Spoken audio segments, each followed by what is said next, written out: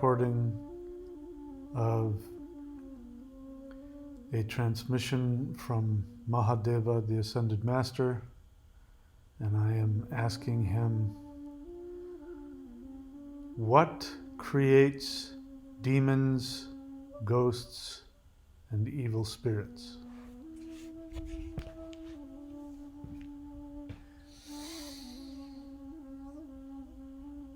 Om Namo Bhagavate Mahadevaya. Om Namo Bhagavate Mahadevaya. Om Namo Bhagavate Mahadevaya. Om Namo Bhagavate Mahadevaya. People are filled with unbelievable intensity. Humans have a capacity for attracting and magnifying intense feelings. When this happens, humans can either transmit these intense feelings through their bodies and their organs into their spiritual practices, but when they become overloaded with negative feelings, these feelings can take on a consciousness of their own. What is most commonly referred to as a demon is an extremely intense, overwhelming human emotion that the individual feels they are not capable of tolerating. And so, in an attempt to eject the intolerable feeling, they actually end up ejecting a piece of their own consciousness out into first their own awareness, their own aura field, and then in an attempt to completely separate from the uncomfortable thought, feeling, or memory, they even add more feeling and more intensity to it, which drives it out of the human body. Now, this intense feeling is really not ever ejected from the body. It's more like a projection, a copy. So what ends up happening is that the individual, the human being, who is seeking to relieve themselves of an intolerable thought or feeling, whether that be rage, sadness, guilt, some fear, even lust, greed. It is a feeling that they themselves cannot tolerate within themselves. And so they seek to separate it from themselves, and what ends up happening is they simply, through their attempt to get rid of it, they end up sending it out through their intention, out of their aura field, and they've created a copy of it. Now, the first thing that this intense emotion, it's a negative emotion, which now has been imbued with consciousness because of the intense focus and the intense effort the human has put to get rid of it. This imbues the emotion with consciousness. And this feeling takes on the name. It takes on its own name. So as a demon, it will take on the name of greed or fear or murder or rage, lust. It will take on one of these names, and that's how it will be known. And so now it has consciousness, and the first thing it seeks to do is to get the attention of the vessel from which it first was created. So it will hang around the individual that created it. It will harass and create all kinds of chaos in an attempt to get attention. And what's trying to happen is that the psyche of the individual, which is now fractured, is trying to resolve. So the feeling that has come out of the individual has now been rendered homeless, and it is angry, and it wants the owner, the human being, to acknowledge the feeling. So if the individual were capable, and bear in mind these individuals are very damaged. This is a very damaged individual. We're not talking about the average person who has a lot of emotions that they aren't willing to look at. We're talking about a severely psychologically damaged person.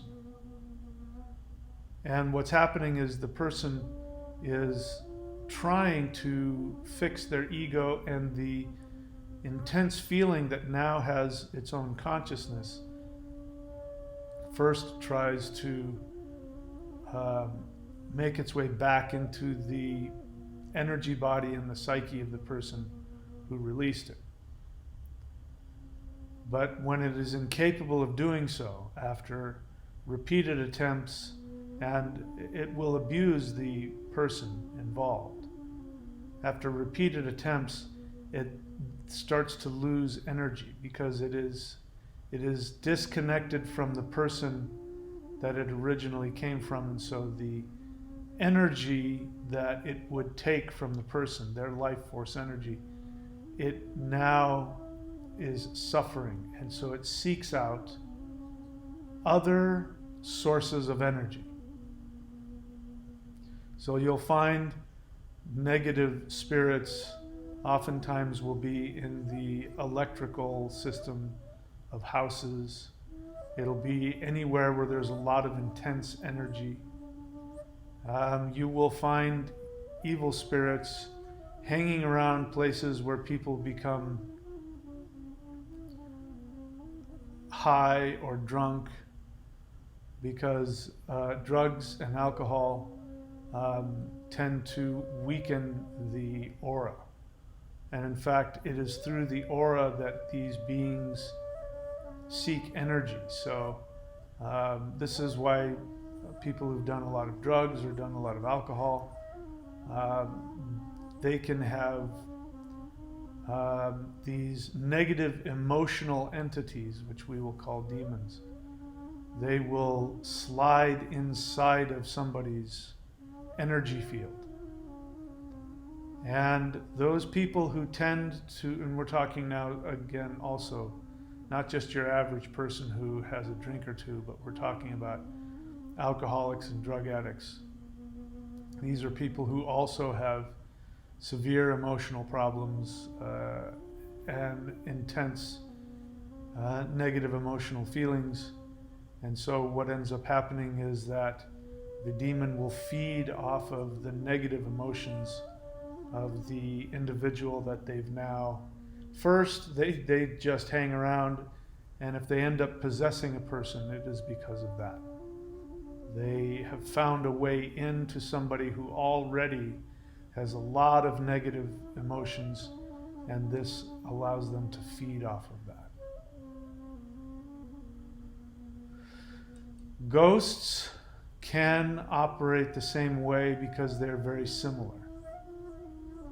Ghosts can be positive or negative, and the word demon, the way it's used now in popular culture, means negative spirit.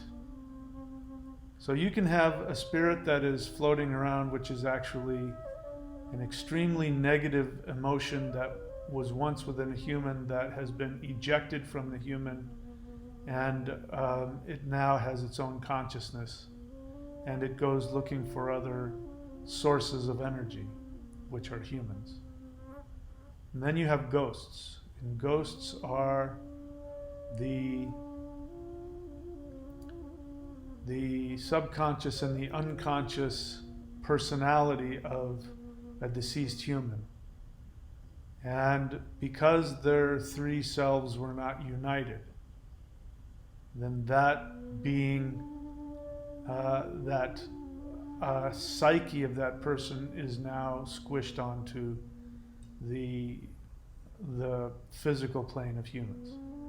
Ghosts will do the same things. They will hang around electrical sources, and they seek out lower emotional vibrations, because in order to be a ghost, they have to be associated with lower emotional vibrations, or they wouldn't have become separated from the other two essences of the person. When a human being dies normally, the three selves go off into different dimensions. The higher self goes back to the realm of the elves, the realm of the ascended masters, and seeks to help another human, and if necessary, become the higher self of another human. Of course, the soul of the human goes off to multiple places, whether it's the underworld or different levels of heaven, and decides whether or not it wants to reincarnate. And the lower self, if under normal circumstances, after all of when the soul has let go of its life, then the lower self also lets go of its identity, and it goes back into the earth and becomes an earth spirit, awaiting the possibility of becoming another lower self for a human. So these spirits, negative entities, and ghosts are lost. And they are lost because they cannot resolve their emotional conflict. And so the greatest defense against negative spirits is for the individual to be resolved with their own emotional life. Evil spirits are known to shun the light. The light is your soul. And when you have resolved all of your anger, your sadness, your confusion, anything that has been unresolved from past lives or childhood, traumatic events, when you have resolved these and looked at these, then all three of yourselves automatically go back into alignment, and you shine a very bright light, which is the light of your soul. And so negative spirits will be frightened of a contented, individuated human being. So that is the greatest defense, is to make sure that you are flowing with your true path, with your soul, and that you are continuously working to stay conscious and become conscious of all of your thoughts and feelings. And with that, I will leave you.